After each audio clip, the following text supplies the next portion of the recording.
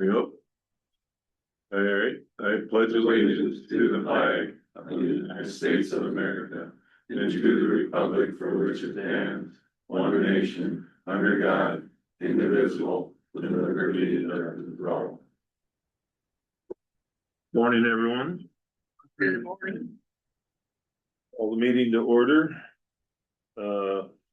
Nothing new on the agenda. We're good, so approve the agenda is printed. I'm gonna move. Second. A motion and a second, all in favor, aye? Aye. Pose same sign. Motion carried. Minutes from the second. Make a motion to approve the minutes of February 2nd, 2026. Seconded. We have a motion and a second, any discussion? All in favor, aye? Aye. Pose same sign, motion carried. We have claims. I'm with the motion on drainage of 40,663.50, 40663.50. Claims of 197,281.86, 197,281.86. Okay, we have a motion. I move. And a second, Second. any discussion? All in favor, aye? Aye. I'm Alright. confused by that one, but. That's all right, I gotta figure it out. I've made a motion, he seconded it. Okay, well, we ended up with a third, but. Yeah, Well, all right. so My you're hearing's not the 72? best, so I'll leave it alone. Okay. General public concern. Go ahead, TC, Sue? we know who you are, but we're trying to get into a habit of. For people on there, or if they don't know who you are, would you please state your name and. Absolutely. TC Loving, Humboldt Conservation Board. I'm here to talk about the connection from the Three Rivers Trail to the Prairie Rivers Trail in Fort Dodge. We have, for those of you who don't know, we have 33 miles of trail, best place on earth. And they have 35 in Webster County. And there are 5 miles between our two trails. We also learned at Bike Expo a few weeks ago, the Webster County Trails guys and I, that in Wright County, they're working on a connection from Mason City to Fort Dodge. And I want to get you more information about that, but that would go on the Three Rivers Trail. And Bob and I know that it's our local commitment here is about $500,000, which I know your budget. It's tight, right? But what I want you guys to think about is maybe, I don't know, a special committee about this, special meeting. Todd Lee, who's our executive director for the County Conservation Board, Matt Cosgrove, same thing with Webster County. We can get you all the details and lay it out. And I guess I'm asking you to believe in the vision of that connection. Quick question, have you talked to Todd at all last week? I did early in the week. Okay, I talked to him, I think it was Thursday or Friday, Oh, and there are 2 different grants that we can get for this trail. yeah, You do that, right? for that $500,000. Yeah, Did not, Bob. yeah. No. Well, Like- yeah, so basically, there's 2 grants that we can get to Yeah. cover the trail, and I think Todd figured out the county's expense would be about 300,000. That's what we'd have to come up with, but if we did a 50% on our general funding. And this is over 3 years, keep in mind, this is gonna happen. Yeah, Could happen. Yeah. The county would only have to come up with 150,000, and then conservation board would pay the other half. oh, So- nice. And you can talk to Todd on that. Well, yeah, you have way more updated information than I do about. Glad you're here. Right. Yeah.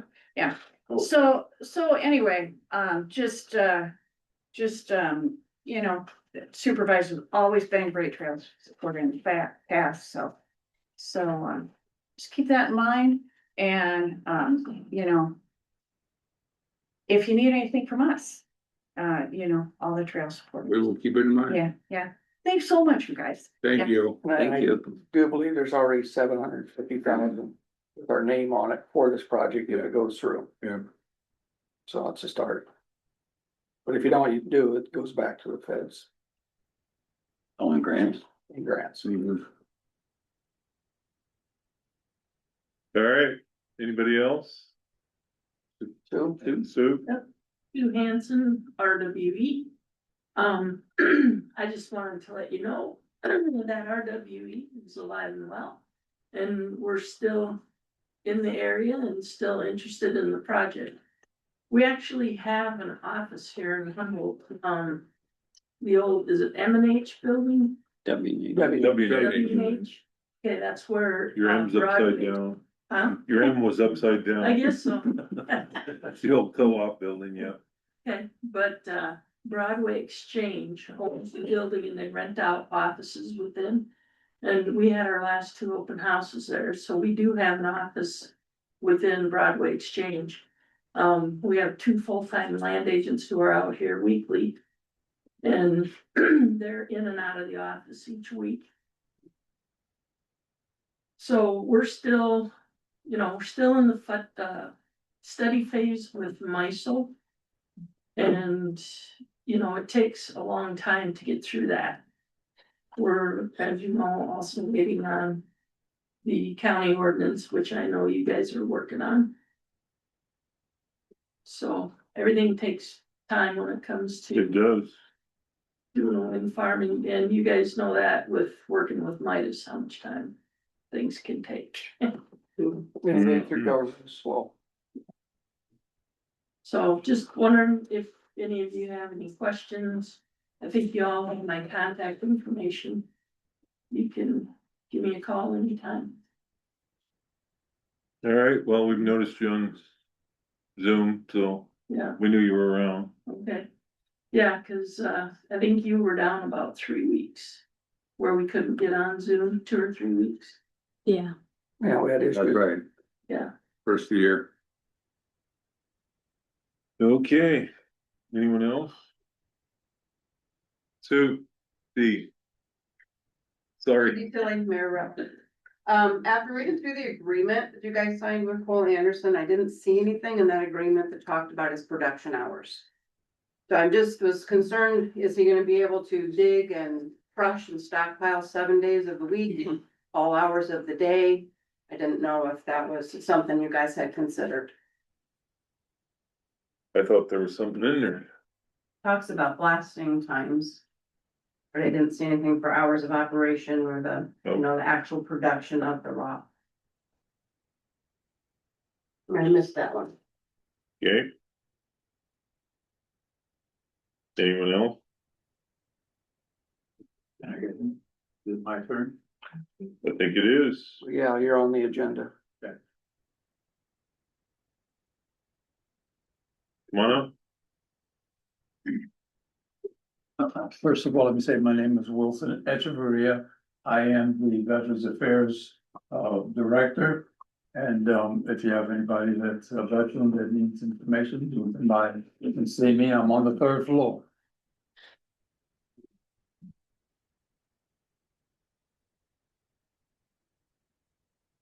There are a couple of things I just wanted to share regarding the way we're set up at the office. For folks that are coming to see me for any assistance, first, let me say there are 3 things that I deal with. I deal with county, state, and federal accounts and claims. So if you at any time have an individual that needs to come see me about either one of those 3 issues with regard to veteran claims, you can send them to me and we'll work through the process.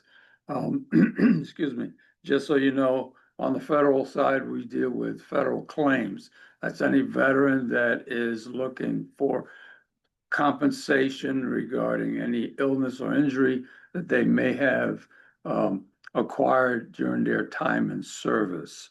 So those are federal claims.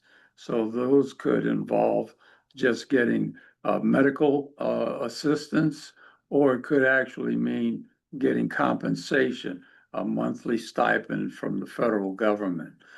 Second of all, we have state funds that come through the state trust funds. Those are dollars that are brought into the counties from state lottery monies. Each county is allotted a certain dollar amount to utilize to assist veterans in a number of ways, whether it be housing repair, vehicle repair, prescription meds, just an assortment of things that neither the federal nor the county will assist with. So I deal with those. Then thirdly, county benefits. And I believe you all here are aware of what the county provides in that sense. Before we go too deep into any claims, we always require that the applicants submit an application so that we can do what's considered a means test.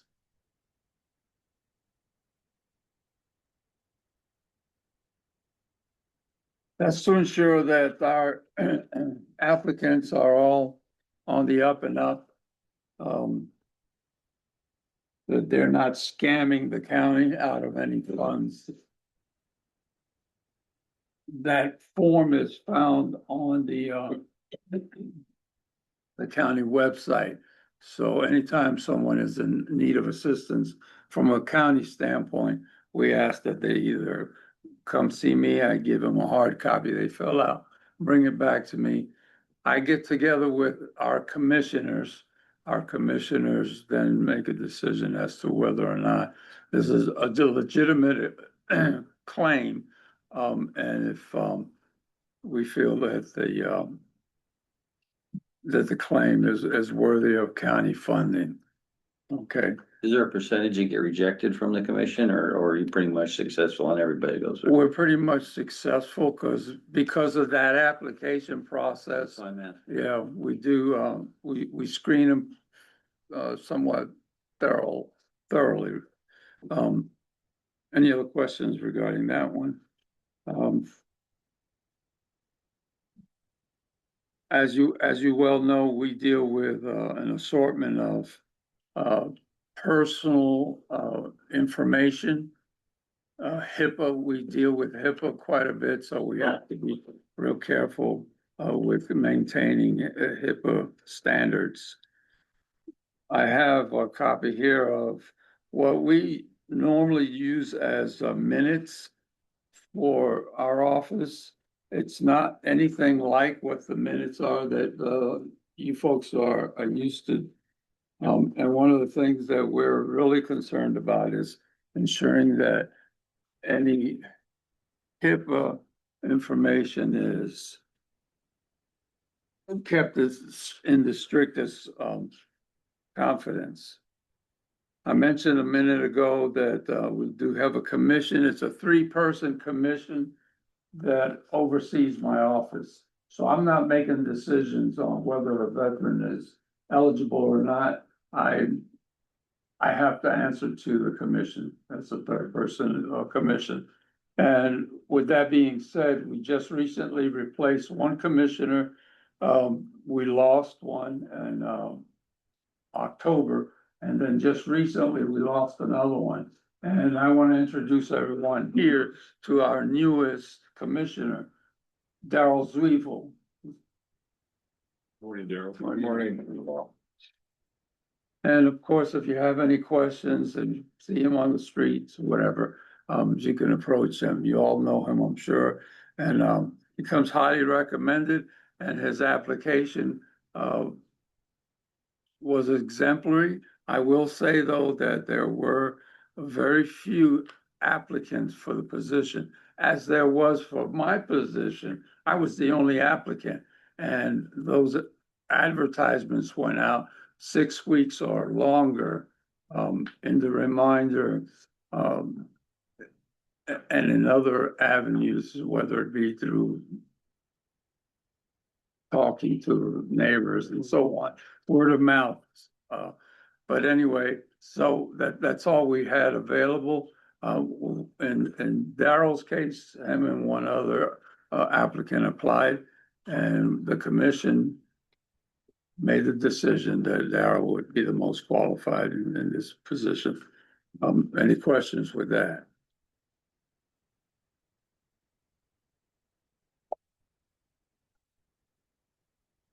Before you want to act on that, is his appointment? It is. Yeah. Approve appointment of Daryl Zweifel as Veterans Affairs Commissioner. I'll second. We have a motion and a second. Any other discussion? All in favor? Aye. Aye. Opposed, same sign. Congratulations, Daryl. You were a landslide winner. Thank you. Yeah, thanks for volunteering. Yes, we appreciate it very much. The last time we were here, or I was here, I mentioned, the Humboldt County of Veterans Affairs, what we call the manual. It's basically our bylaws, how we operate the office. And I gave each one of you a copy to look over and see if there were any changes that may need to be made. And at this point, I'll ask if there were any questions or changes you thought might be made. I will say the one thing that I question, because this is, of course, something that came up before my arrival, and I've been here since June 19th of 23, not quite 3 years. But anyway, the definition of indigent and veteran comes to mind. I'm gonna leave that with you to think about what is determined, and there's an explanation in the bylaws telling us what each one is, but I have some questions, and I'm not gonna go through those questions at the moment, but if you would, please look through that section and see what you think. If it's clear, then so be it. We'll just continue on business as usual with the bylaws as they stand. So, any questions? I just think you need to update your form here. Because when you read through it, it appears that only veteran males are filling these out. The way it's written. And we probably could add a few more of the people who are eligible at the bottom, other than where it says other. You know, it's Suggestions? like World War II, World War I vets. I don't think there's any more of them out there. We could probably take that off. World War II, there might be one or two in the county left. But I think, isn't the National Guard members now eligible?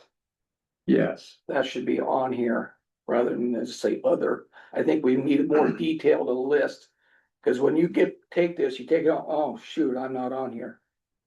You know, so they don't return it. Okay. So I think you need to update that and then not assume that every veteran is a male, because it has your wife's social security number on here. It should say spouse. You know, just bring it a little more current.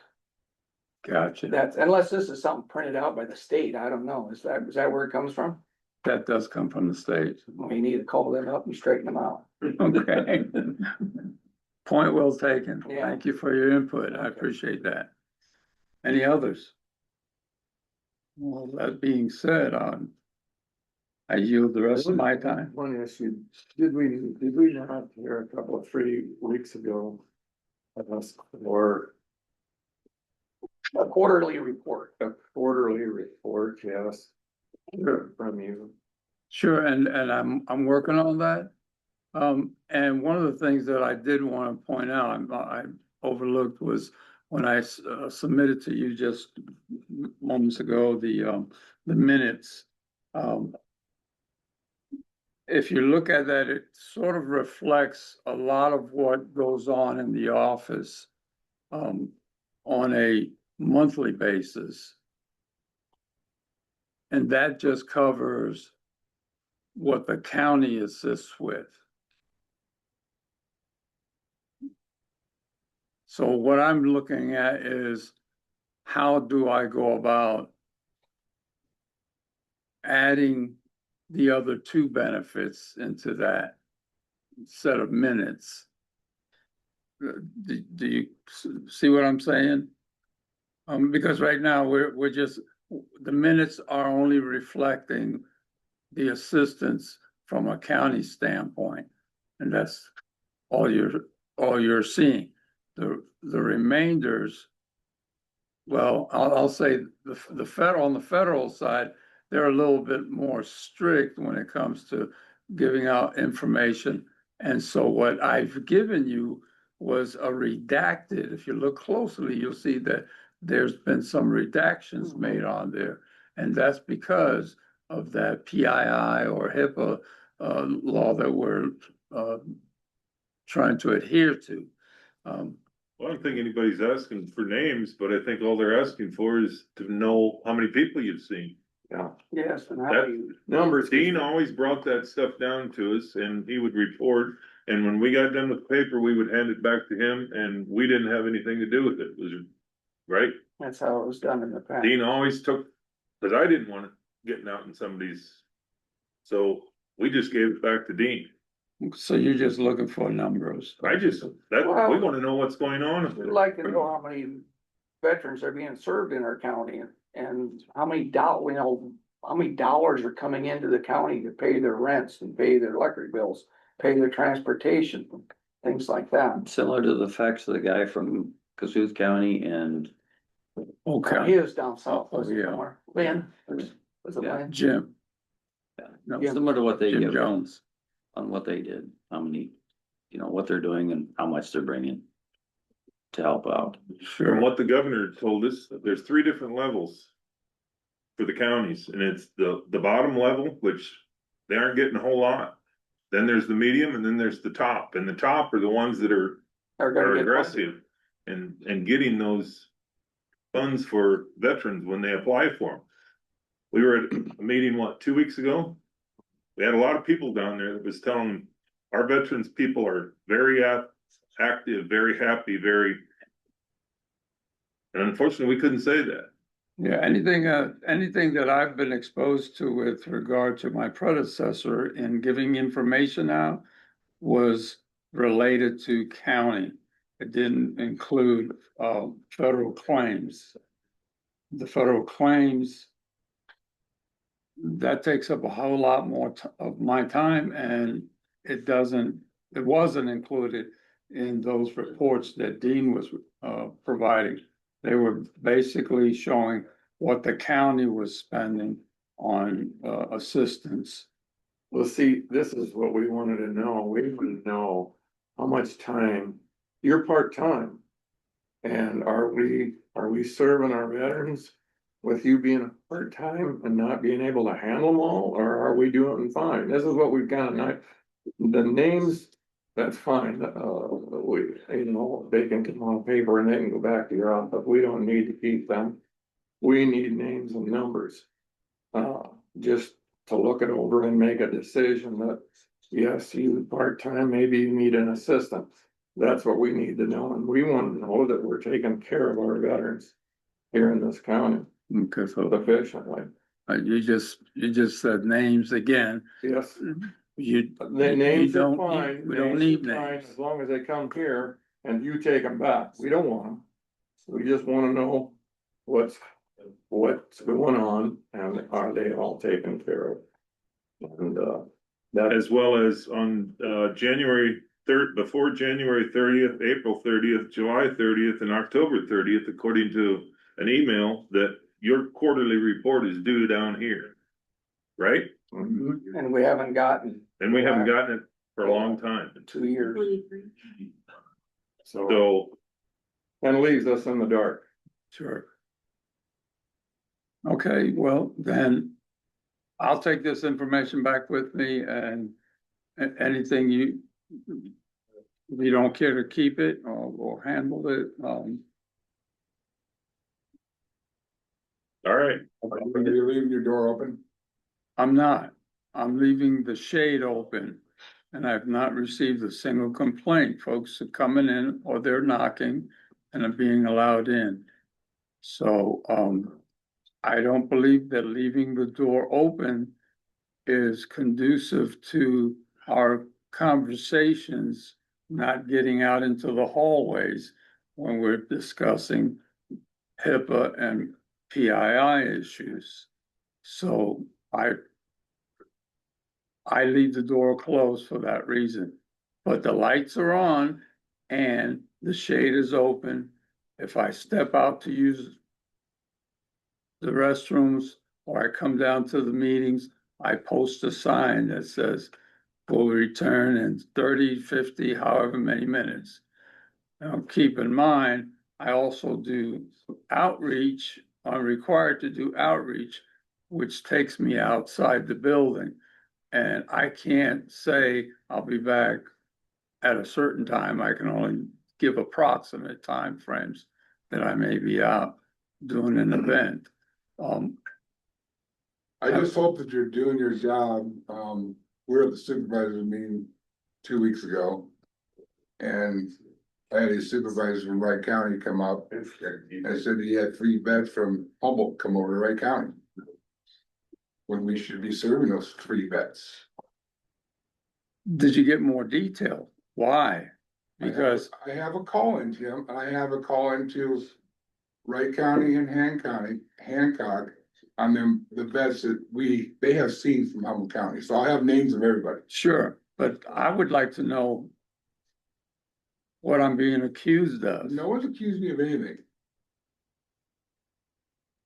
You are in the sense that you're insinuating that they're going to Wright County or Cassuth County for whatever reason, either because they're not being serviced here, or what have you. So that's, to me, that's accusatory.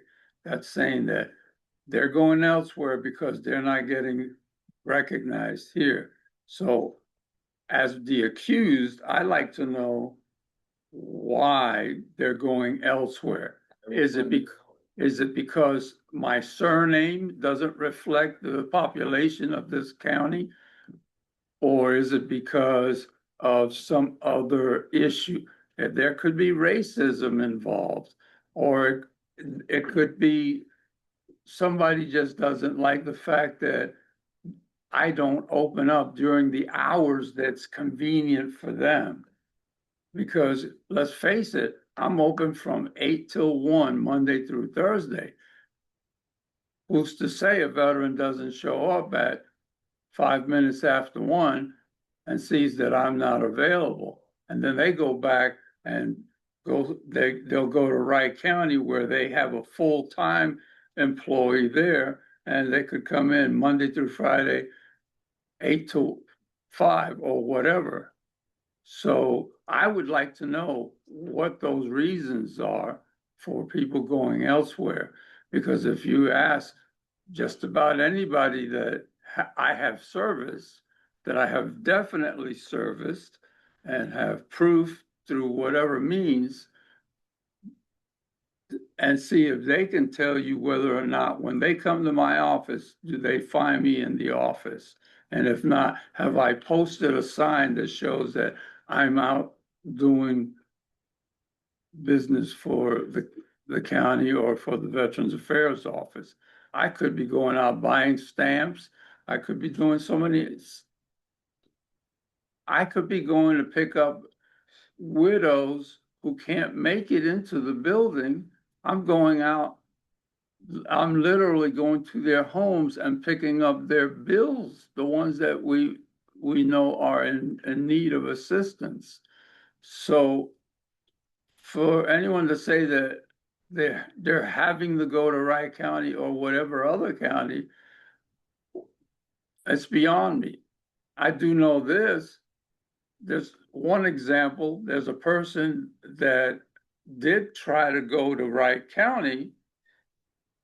And then they were sent back to me. So it goes both ways. And the reason was the person lives in Goldfield, which is right on the border between Wright and Humboldt counties. So they, in their minds, they were to go to Wright County, and turns out, no, they needed to come to Humboldt because they were on just east of that county line. So it goes both ways. That's all I got to say about that. So if you don't mind doing a little bit more research, when folks come to you, ask them that simple question. Why do you want to go to Wright County? Why do you feel you have to go to Wright County as opposed to Humboldt County? So I don't stand here accused of something that I am not guilty of. Well, I don't believe we're accusing, all we're doing is we're trying. I see it. Follow up. I appreciate that. I'm trying to follow up the Iowa code that That's says right. we're supposed to have reports. We're not getting them. Okay, now you're talking a whole nother issue though. Because if we had the reports, we could see the numbers. And we could see growth, or we could see, geez, we don't have near as many veterans as we did last month. Why? Did they die, or have they moved on, or moved away, or what's going on? But without reports, we have no information. And then we hear our veterans are going to Wright County, Cassuth County, Hancock County, and we have no numbers to follow along and find out why. Without these reports, we have no information. I would be spending, as a part-timer, I would be spending all of my office time doing reports.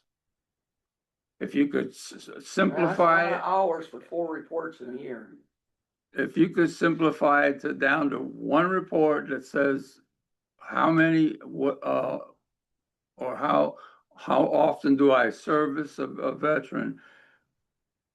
Because you're asking too much of me as a part-timer. Well, then that's something we Not the have ones to take before under did it. consideration. That's, the last 2 that maybe 3 I've sat through, always gave us. I'd like to see copies of those reports, if you have them handy. You should. did one. Only 3. I think maybe Dean was still maybe helping you. Yeah, that's what. You bought? I don't know if you have a copy of that, but I can get a copy of it Okay, for you. We'll email it to you. all right, I'll look for that. All right, These reports will help you too. They'll help you explain some of this stuff, we sit out here not knowing what's going on. We need to have some kind of a report that shows what's going on, what activity you're having in your office. And, all right, thank you. All right, Thank you. sure.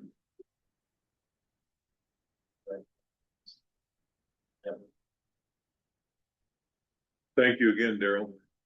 Well, thank you guys. Thank you. How are you doing up on the hill? Just having a ball. I mean, on your memorial that you put together, where you at on numbers for that? Are you got? We've got, between 1,000 and 1,100 already laid. I see you have. We've ordered another 1,000, 1,100. Perfect. We have to move the mill. It's in my garage of all things. You can come help me move it. It's about 2,000. Okay. We'll get it moved for you. That's gonna go to a new location, and then we're ready to go again. All right, We're looking at trying to put an entrance in. perfect. Sounds like a plan. It's been great. You guys been great. It's the city. Wow. Believe it or not, they're fantastic. All righty. Well, thank you. Thank you. Thank you. All right, now we're looking for Tim Garten. Yeah, Paul's book. Yeah. You take one. Did you get everybody to sign the letter that I had given you? Thank you. Yep. Thank you. You're welcome. Thank you. Fairly thick. Well, I made some notes so we don't have to read every page. unless you want to. Okay, while I wait for Trish to get back, she was gonna bring me the management representation letter. Basically what that is our responsibility with respect to your financial statements is to gain an understanding of the control systems here at the county and, plan our testing accordingly so that we can address the areas, whether they're riskier, we can address those with our procedures so that we have done enough work to issue an audit opinion. And so we have done that, and I'll have you open your books up to page 2. It's the independent auditors reports.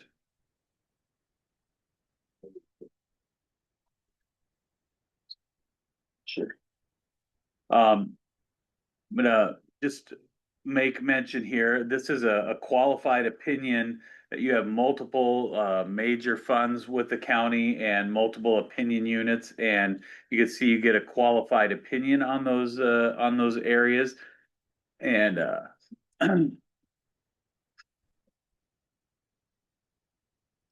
1, 2, page 2.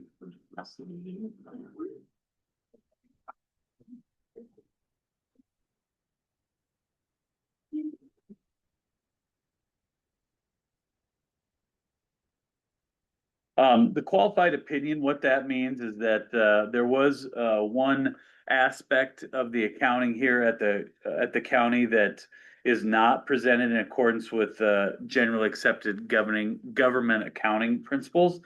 And that has to do with your subscription-based information technology and then leasing transactions. With the technology payments, if you enter into an agreement with for a subscription-based technology or a lease, you should recognize a right to use asset on your statement of net position than a lease obligation. And that is not presented in the financial statements here. It's not uncommon to have a qualified opinion, but with respect to that, those are not presented in accordance with the standards. So we want to point that out. Except for that, we would say, in our opinion, except for that matter that I just explained to you, the financial statements referred to above present fairly in all material respects the financial position of the governmental activities, each major fund, and the aggregate remaining fund information of Humboldt County as of June 30th, 2025, and the changes in financial position thereof for the year then ended in accordance with accounting principles generally accepted in the United States of America. So, except for that, what we would refer to as subitas and leases, everything is in accordance with what you would hope for. There is also a comment over on page 4 about the supplementary information that's included. You have 5 supplementary schedules at the back, and those schedules we also issue an opinion on. In our opinion, the supplementary information presented in the schedules 1 through 5 is fairly stated in all material respects in relation to the basic financial statements taken as a whole. So again, then, the supplementary information will be presented fairly. So that would get us into the financial statements, and I'm gonna have us look at the fund statements today. There's government-wide statements in Exhibits A and Exhibits B, and those statements reflect all assets, including capital assets, and all liabilities, including long-term liabilities. But the county operates on a cash basis month to month. And so the fund statements themselves, while they're not a true cash basis, they're what would be referred to as a modified accrual. Those are gonna give us maybe a little bit more useful information. So if we look at exhibits C and E, these are the governmental funds. And I'll just make mention, your general fund for the year had an increase in fund balance of 1,886,603 for the year, ending the year with a fund balance of $5,104,240. This would include both the general and the general supplemental funds are included in that total. And I would just make mention at the end of the year, your general fund ended the year with a cash balance of $5,298,413. So, looks, all in all, a good year for the general fund, when we take a look at it. Your rural services fund, that was a lot closer. That had a reduction in fund balance, and that's over on your exhibit E on page 9 of $40. Ending the year with a fund balance of $155,624. Again, that's not unexpected, but and the loss is certainly not anything to be alarmed about. The Rural Services Fund ended the year with a cash balance as well of $182,901. So just these are your major funds, and that's why we want to take a look at it. Your secondary road fund had a reduction in fund balance during the year of $48,171, leaving you with a fund balance of $6,327,941 at the end of the year. And it also ended the year with a cash balance of $6,159,491. And I would make a mention there, this is one where your secondary road spends a lot of money on capital improvements. That's not reflected in modified accrual statements, so you're not going to see that. So while a deficit may show up here, there was a lot of improvements done throughout the county that were, assisted by the efforts of the secondary road fund. The drainage districts are unique. Humboldt County's got to have almost maybe the most drainage districts in the state of Iowa.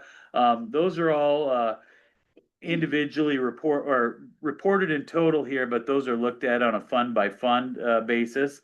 And your drainage districts ended the year with $951,319 in cash, and that's spread amongst all the different drainage districts that are out there. We just would make mention here that with the drainage districts, when that cash balance in a particular drainage district is large, we should just make sure that they're, any outstanding warrants that might be there have been looked into and attempt to get those paid for to avoid, the interest expense there.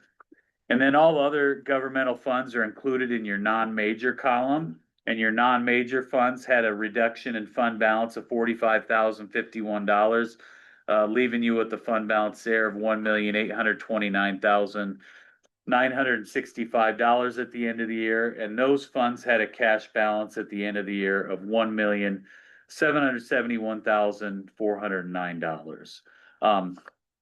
Those funds don't meet the level, the revenues weren't high enough, or the total assets weren't high enough to be considered a major fund, so they're all lumped together here. And they would be individually reported back in your, in your supplementary information, found on schedules 1 and 2 in the back of your report. That would take us over then to the proprietary fund, found on exhibits G, H, and I, and this is the county's partially self-funded health insurance. I would just make mention here that the cash balance at the end of the year was $79,377, which was a slight increase in cash for the year, and that there was also an increase in your net position related to your self-funded health insurance during the year. So that's mainly a timing thing. The money comes in and the money goes out. So you wouldn't expect to see a large increase in one year or a large decrease in any given year. We improved that, didn't we, Rick? Yeah, we did bump it up. We raised it last year because our number was going down, so. It did increase, so you achieved your goal. The next exhibits in your report are on the custodial funds, and these would be the funds that the county collects and then remits the property taxes for. We didn't identify anything of great concern there, but that is a required statement in your financial statements. Which would then take us over to the footnotes starting on page 16. And I mentioned that the county uses accounting standards generally accepted for governments. And there was really no changes in that during the year. There was a slight change in how compensated absences are accounted for. But again, that didn't make a significant difference in any of the funds that we were looking at for you. Over over on page 24 then is footnote number 2 on cash and investments. The county's cash and investments is guided by the Code of Iowa, but then also a written investment policy. And we did not identify any issues or any non-compliance with the cash and investments. The county does have money invested with IPATE. That's a pooled funds investment trust. At the end of the year, that was $6,574,825. And just wanted to point that out. There was a time when that was not rated for purposes of investment, grade investments, but it has recently been rated, and that's reflected in the footnote. Over on page 25 is a footnote showing a recap of the county's capital assets. And again, this isn't shown in your fund statements because it's not a required, it's actually not supposed to be included there. But the county does have depreciated capital assets netting out to $30,249,168 at the end of the year.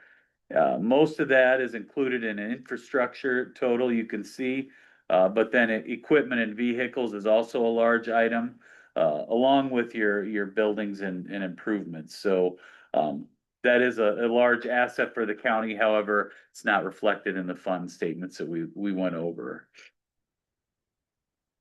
Over on page 6 is a footnote on the county's long-term liabilities. The county does have some general obligation bond indebtedness at the end of the year. That was $1,335,244, and those were all paid as scheduled when the bonds were issued. The compensated absences, this would reflect what's available for sick leave and accrued vacation leave. It's just required to be reported here, but you can see that is a fairly large number. $779,793 is reflected in total liability there. The drainage warrants outstanding at the end of the year, that was $744,164, up from the beginning of the year, which was $587,970. Again, when the drainage assessments are levied, you know, the funds are hopefully come in to get those warrants taken care of. Then you have an OPEB liability. An OPEB is other post-employment benefits. If you work for a local government in Iowa and you retire after you reach age 55, you're allowed to stay on the health insurance until you're Medicare eligible. It's at your own expense, but because health insurance as you get older gets more expensive, there is a liability for that, and there is an actuarial study that you guys have done that gives us that figure. And then the last item is your net pension liability. IPERS undergoes a study every year as to whether it's funded or underfunded, and then that's separated out to all the local governments that participate.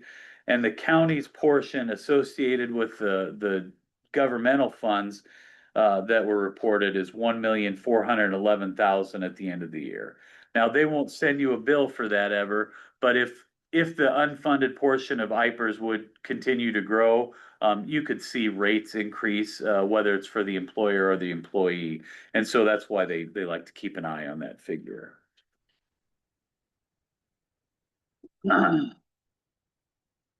Let's see, the next item that I thought we should take a quick look at is over on page 36. The county has guaranteed, this was not recently, but back when the daycare was constructed, the county participated in guaranteeing the loans with the daycare, and from time to time has had to actually kick in to assist with making those loan payments. This would be the estimated liability, assuming the daycare couldn't make any of their payments going forward. Hopefully that's not the case, but at the end of the year, the county's portion would be $232,783.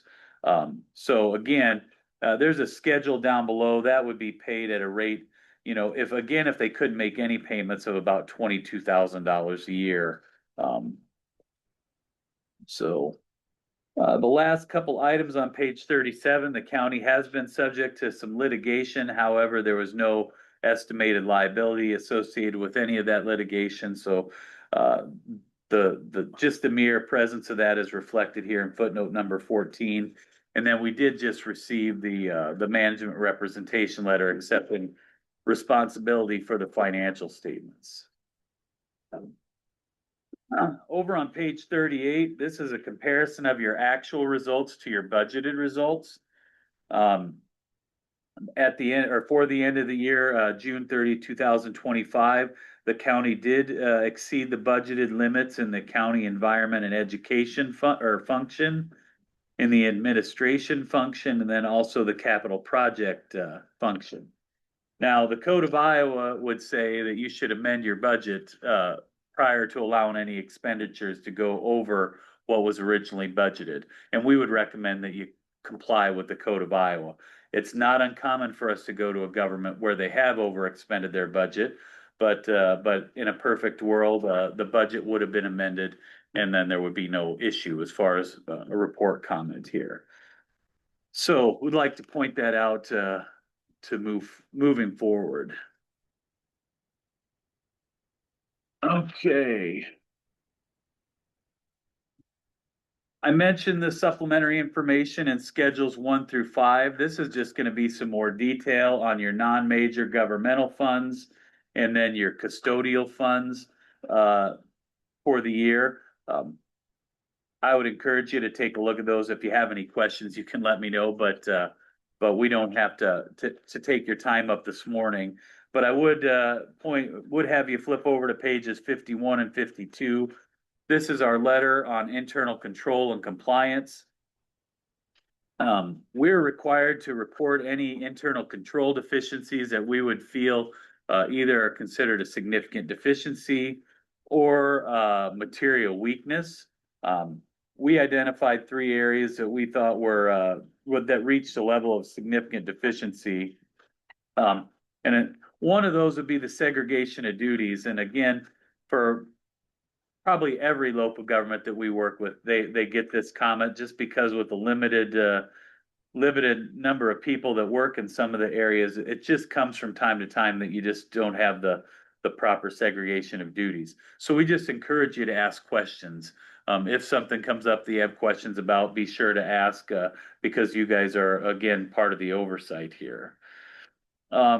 The second comment on financial reporting, we did identify some material adjustments at the end of the year, both for receivables and then also capital assets that were required to present your financial statements fairly. You know, in a perfect world, all the adjustments are done before we get there, but that doesn't happen all the time.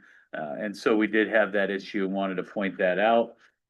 And then the last issue, the county has been dealing with this for a couple of years, and I know that we sent an email regarding the payroll, the accrued leave. And our understanding is that you've now purchased some software to address the issue, and so we think that that'll assist in clearing that issue up moving forward.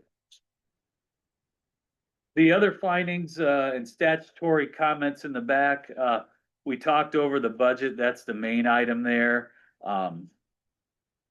The conflicts of interest when you do business with or do business with a company or a business that's related to one of the county employees or officers, you should just make sure that that if it goes over that $6,000 threshold, if bidding's required, that it is used. I don't think I had anything else there. I do have a couple other things I wanted to talk over with you.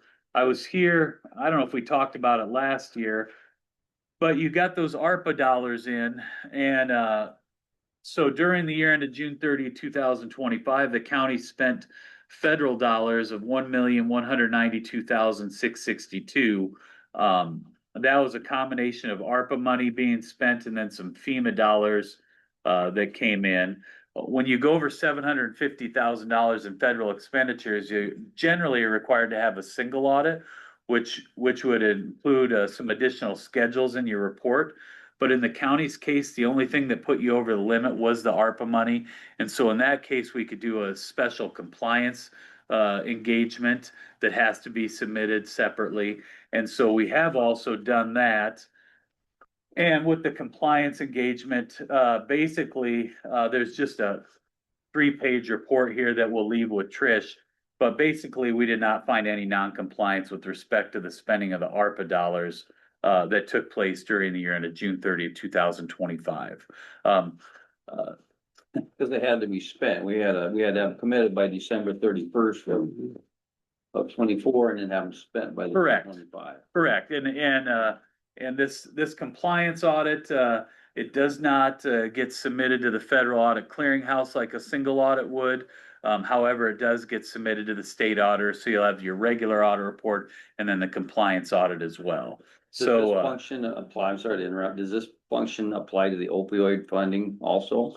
Would this dovetail with that, so we have to keep? the opioid funding, my understanding of that was that it came from a lawsuit and the money comes from the drug companies. So I would say that that is not similar to the ARPA dollars, because those came straight from the federal government, There's a so. lot of strings tied to them, that's the only Yeah, reason I'm asking. everything's gotta be documented. Yes. and that is- And they got a specific reason that you can use them and specific reasons you can't. Sure, well, that's certainly something, your opioid funding, pardon me, would be included in your non-major funds right now. But certainly if there's additional audit requirements that are sent out by the state auditor, because that's who kind of guides what we do, then we'll obviously have to take a look at those. Okay. But as of right now, that would be a little bit different than the ARPA funding that we're talking about, that wouldn't require a special report. Okay, thank you. And then the last thing that I have for you today would be our letter to those charged with governance. I discussed that the county's compensated absences went up related to the new accounting standard, however, did not affect the fund statements that we looked at today. There are estimates in the financial statements. There's an estimate of the OPEB liability that's determined by your actuary. And then there's also estimated value of your capital assets when you take a look at depreciation is just an estimated useful life and then deducted accordingly. So there are estimates included in your financial statements. As far as I know, we didn't have any disagreements with management. We did receive our management representation letter. As far as that, I don't think there was any other issues that we needed to cover today. So with that, I would be happy to take any questions that anyone might have. On the assessed value, how do you determine that? Is there a schedule that you use for the assessed value that we use to record the assessments, or how does that all dovetail? The assessed value, what that does, for the work that we do, that we test based on the taxing districts and make sure that the tax rate that's used and charged for a particular district or two reconciles in total. But then we also look at the total property tax dollars. We don't really look at the overall assessed value specifically as far as part of the financial statement audit. How were we sitting when you came to do the audit? Was everything ready for you, or? Yeah, I mean, I would say that we're probably ahead of schedule from when we presented to the supervisors in the past. So we were able to get our questions answered in a timely fashion, and yeah, I think it went all in all pretty well. Well, hopefully we can get that payroll deal set up when they get it towards the middle of the year here. We start that and let's make that work so that you guys are happy. Well, we have to do it in order to make it work here, so. We will be submitting your report to the state auditor's office, so it's on the website for anybody to look at. Both this and the compliance audit will be submitted. And then you'll have an audit filing fee that you'll have to pay to the state auditor's office. If you have a question on that, we can get you the amount. It's on their website, so. Otherwise, that's all I have for you today. Thank you. Appreciate you coming. Thank you. I'll leave this report with you, and these extra reports, we'll leave that with you, Trish.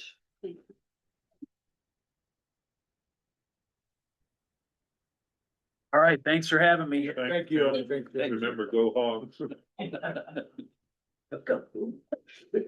a diehard Hog fan. I have to tease him. I'm up next. Jump right in there. Yeah, I think I'll yeah. I gotta get back to work. You gotta get to work too, right? So Kevin Cordray, Chair of the Planning and Zoning Commission, just wanted to give you guys an update. We did have our first meeting with our attorney that we got hired to help us kind of go through all of this stuff, and she is extremely knowledgeable and very glad that she's able to help us answer some questions.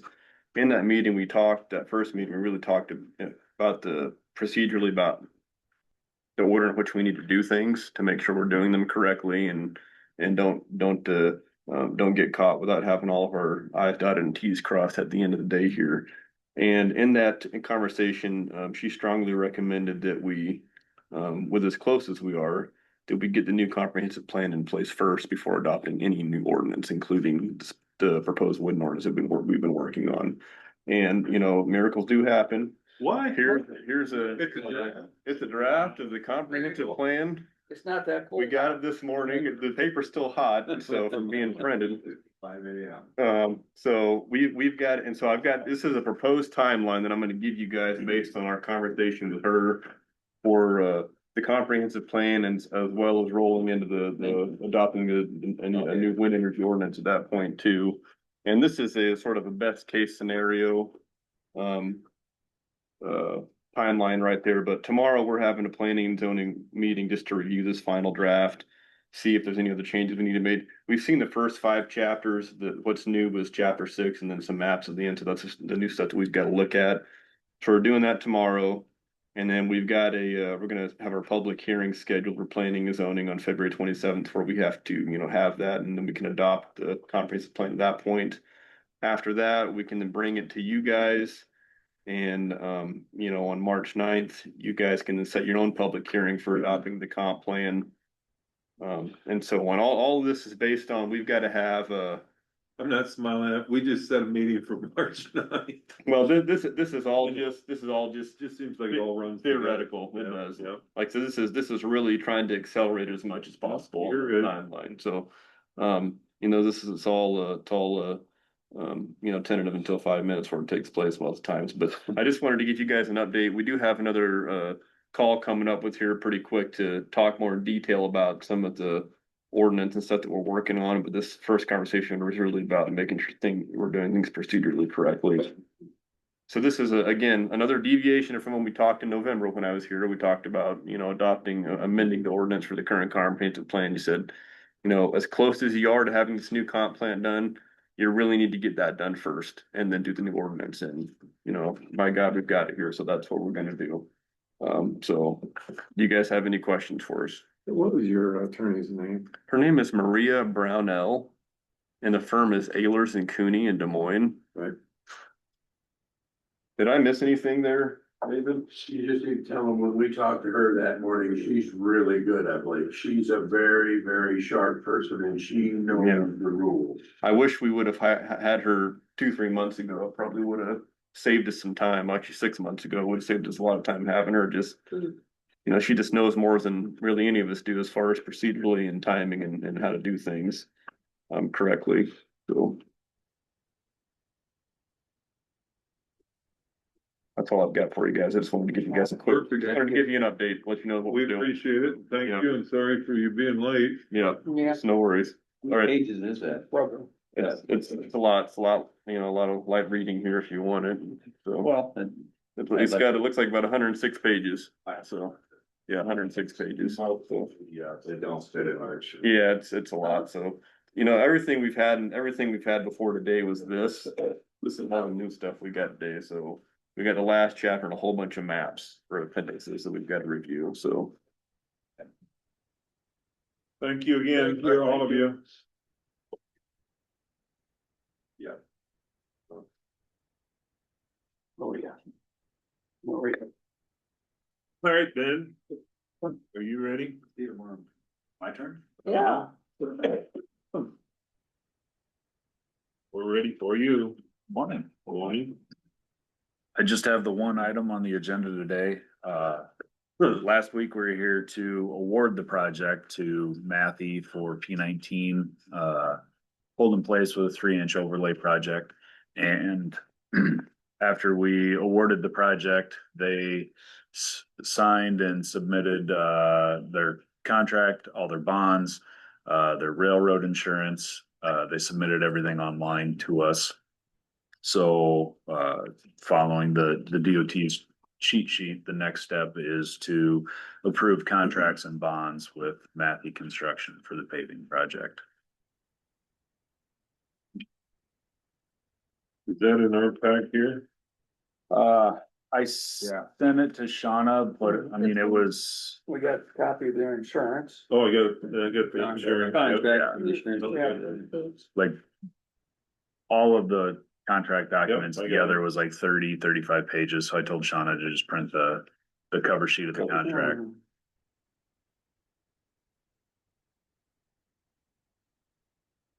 So does this just go when they're in the area or how, what's the tentative? I mean, they don't have any, So there's just a late start date on this. My anticipation is this will be one of the first construction projects this year. Okay. But until we right? officially approve the contracts and bonds, we're not supposed to even really be talking to them.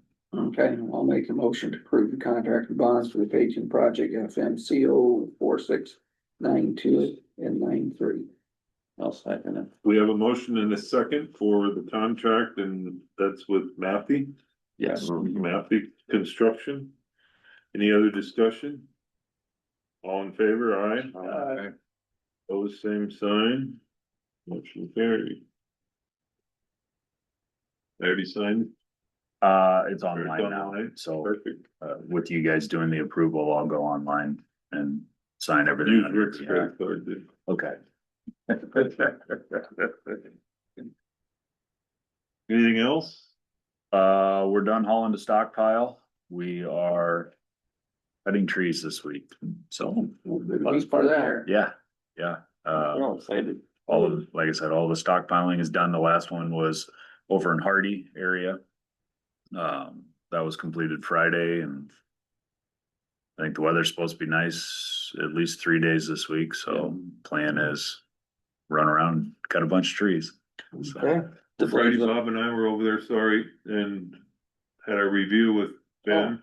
Okay. And the noise of chainsaws trying to run in the back room was, Ben said, well, when you don't run them for quite a while, they get a little gummy, so they were back there trying to get chainsaws going. Yeah.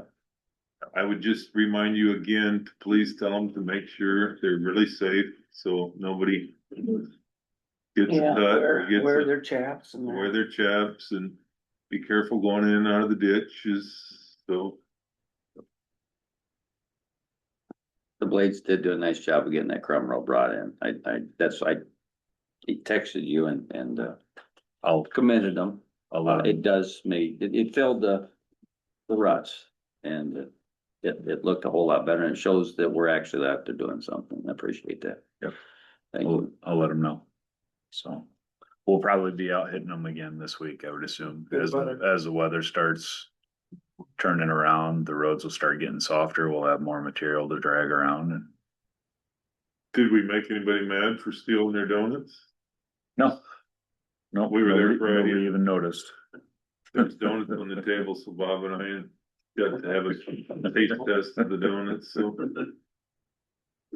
All right, well, thank you. Sorry we were a little late. No, you're fine. Thank you. All right. You wanna, is Terry coming in for the drainage? Should we drop down, take care of Ben? Ben's sitting here for the. Manure management. Oh, Mike Ludwig. You do those? Just, Okay. that way you can take that. I don't know. It's up to you, Bruce. You got that. You got it. Make a, So she's here. huh? This is quick. Yeah, Okay. let's just go into drainage and do this real quick.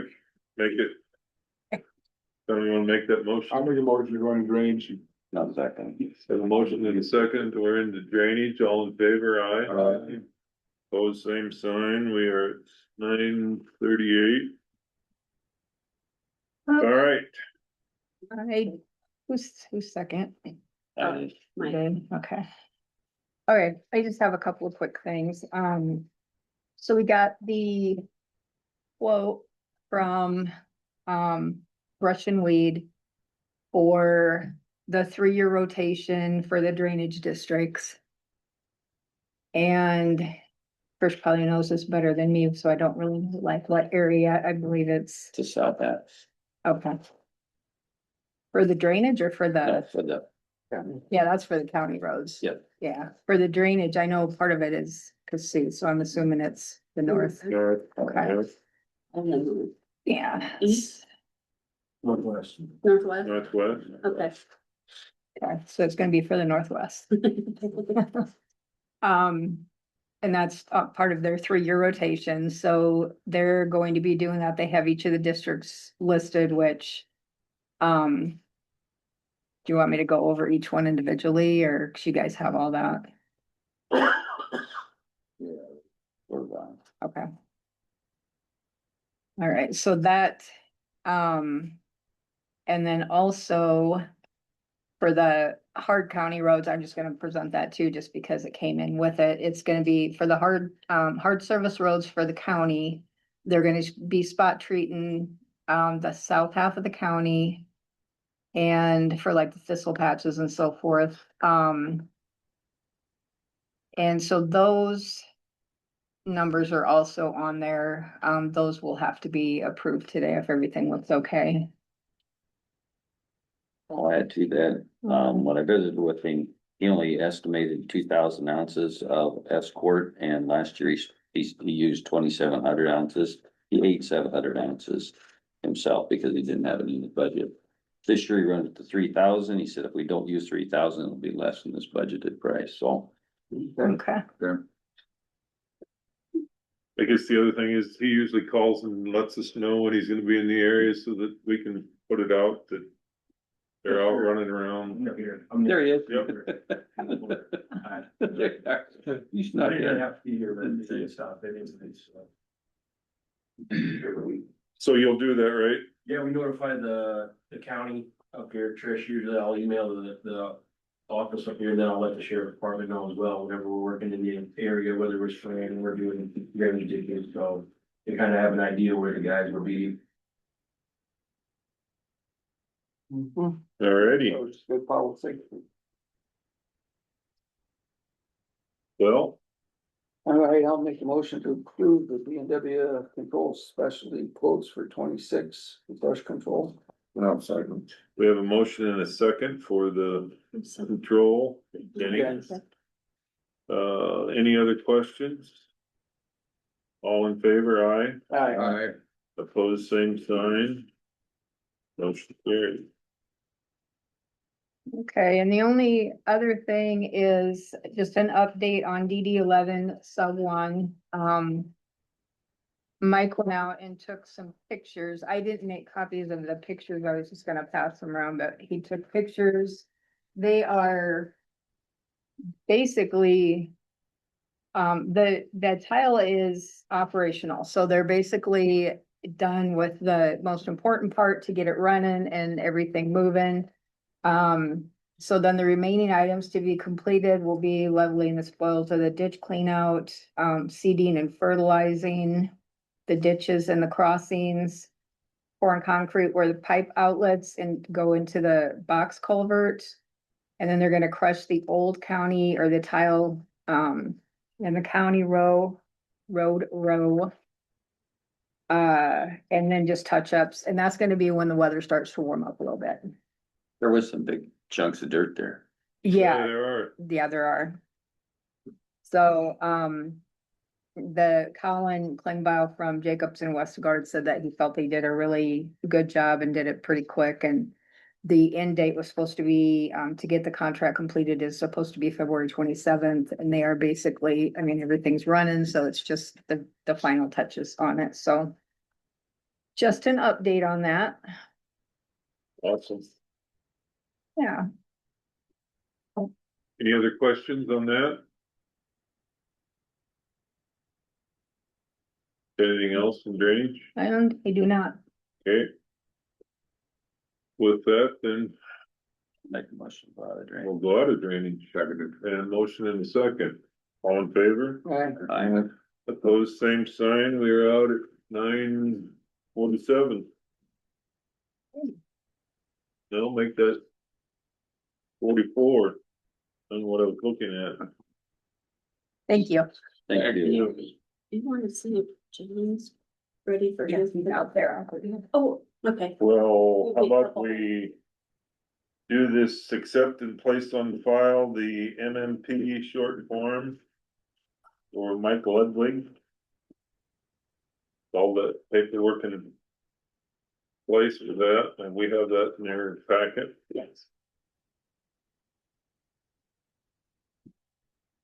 Like it was received on the second, so.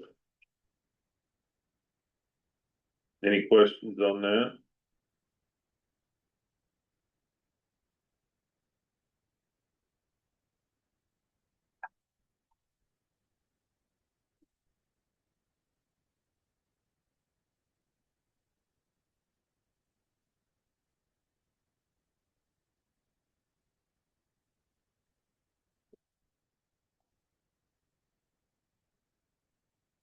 I'll make a motion for the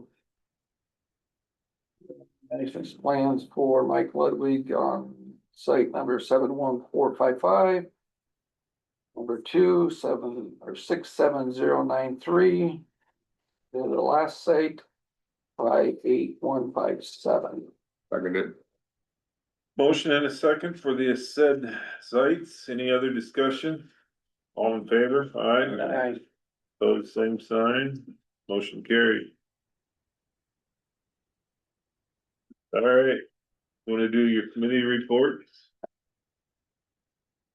Mr.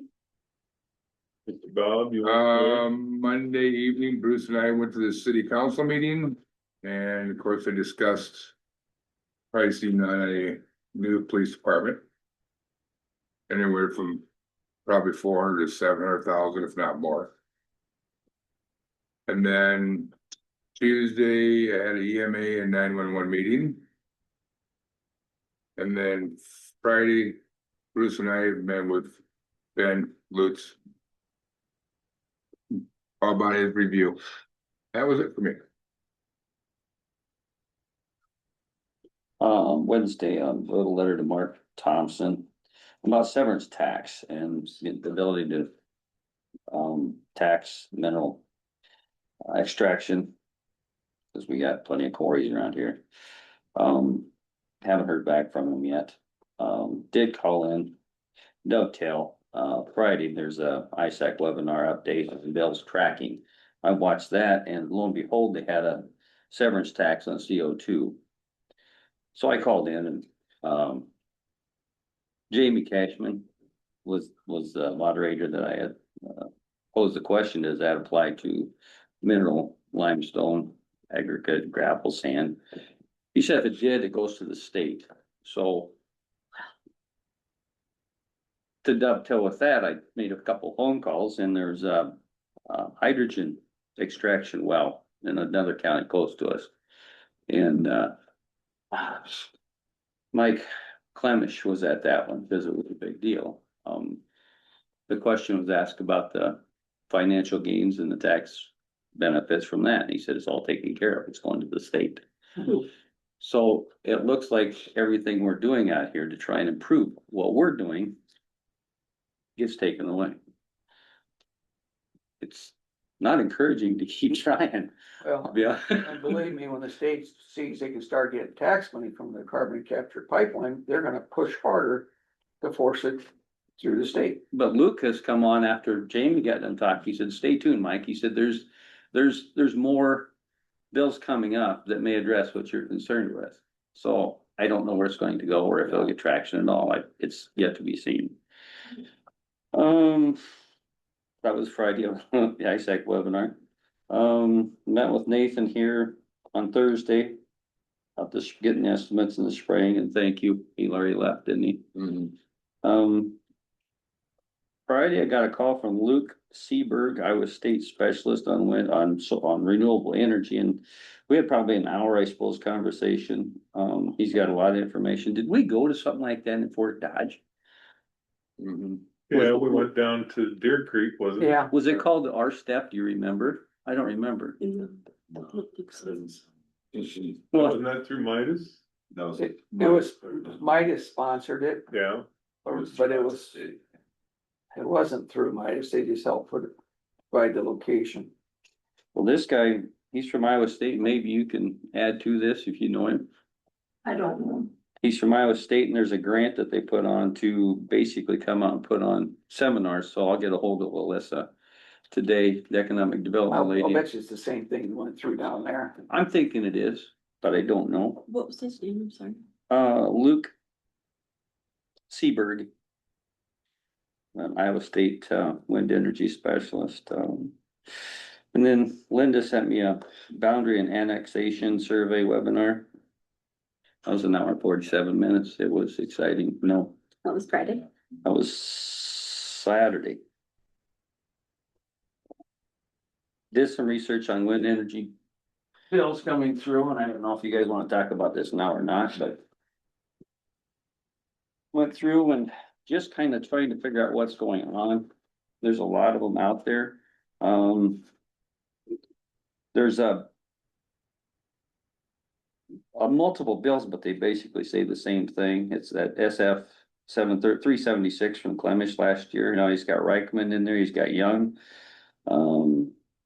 There's a bunch of people, Croker and Kurth Fisher. All of them basically are the same nuts and bolts. It's just in a different language. So there's a lot of them. There's HF 2257, HF 2081, SH House Senate Bill 630, House Senate Bill 692, House Senate Bill 317, Senate File 376, Clemish.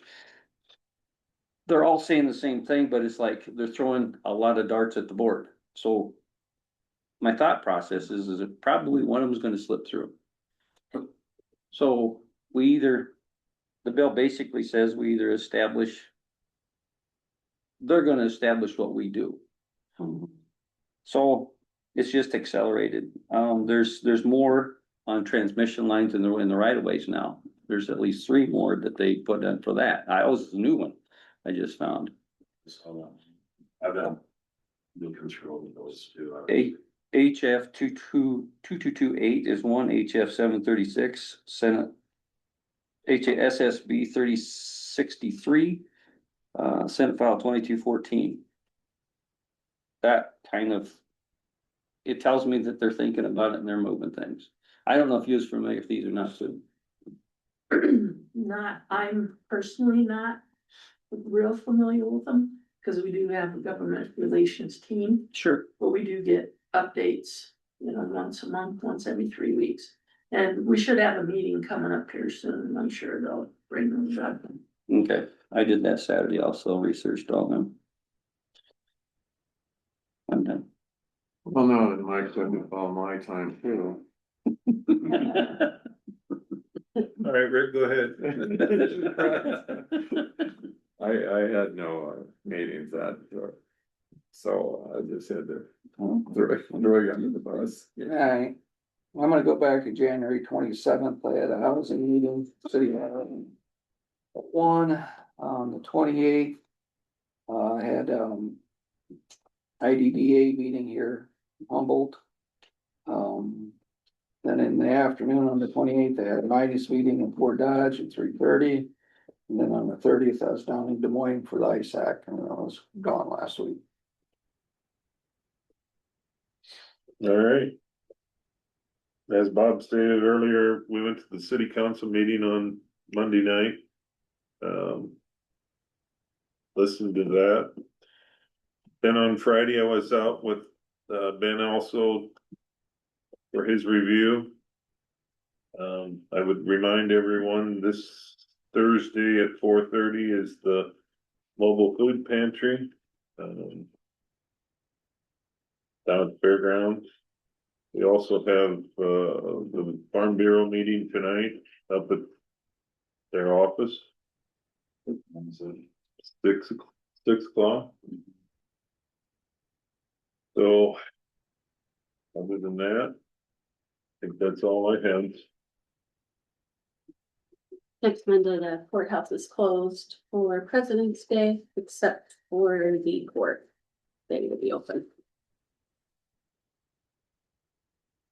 And we are also scheduled for, tentatively with Linda on March 9th at 6 o'clock in here. Susie, are you part of that for the conference board? All mayors and the school board, I'll try to call the school board and Yeah, they struggle to get numbers remind there. them. We Is it need, in here or the? yep, she was gonna try it in here. But if they don't come for that meeting, then they don't have a vote when Right, we voted, whenever we go to approve it, so. I'll try to reach out to them on what was the time on that again? 6 o'clock, yeah. Here. And Linda said if we need to adjust that, there's something else, we can. So. Anything else? Are you guys doing a meeting next Tuesday then? For this? You guys, probably. Works for me. I'm just asking, I need to do a 5-year construction program work session, but if it's not next week, it could follow. Next week's fine with me. I guess. Are we tentatively gonna have some numbers for our budget so that we can Work on some throw of that that stuff. against the wall a few times and see where it lands and, Yeah, I got some questions So- for you today on okay? some stuff. We're gonna do a work session after this with part of that, so. So do we need to make a motion on that for Monday or for Tuesday? then? Probably should be, not a regular scheduled meeting. Scheduled meeting on Tuesday Normal time, at 8:30. is there a date on that? Are you just gonna make me look? 17? Make you look. Okay, 17. cause I'm the fastest with the phone, 17 at 8:30, we have a motion and a second. Any other discussion? All in favor? Aye. Aye. Rick made the motion and Bob seconded it, or? No. You made the motion and Denny I said, mean, Okay. My hearing aids crossed, so I don't have one either. All right, anything else? I'll wait for motion to adjourn then. Motion to adjourn. I'll second. And motion and a second to adjourn, all in favor? Aye. Aye. Opposed, same sign. Motion carries. So if I drive up by here Monday at 8:15, then I must have forgot, so